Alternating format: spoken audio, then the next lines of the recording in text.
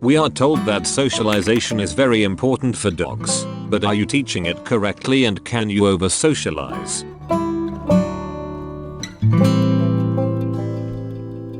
I have been training dogs for many years and see problems caused by over-socialization every day.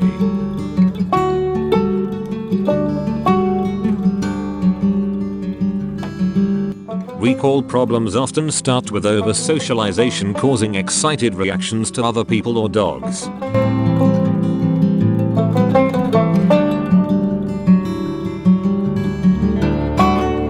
Excitable energy in some dogs leads to anxiety, which can turn into frustration or aggression.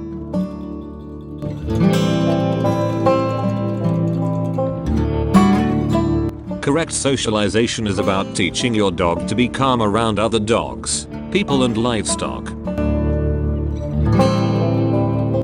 Once you achieve this, you create a happy, relaxed dog for your family to enjoy.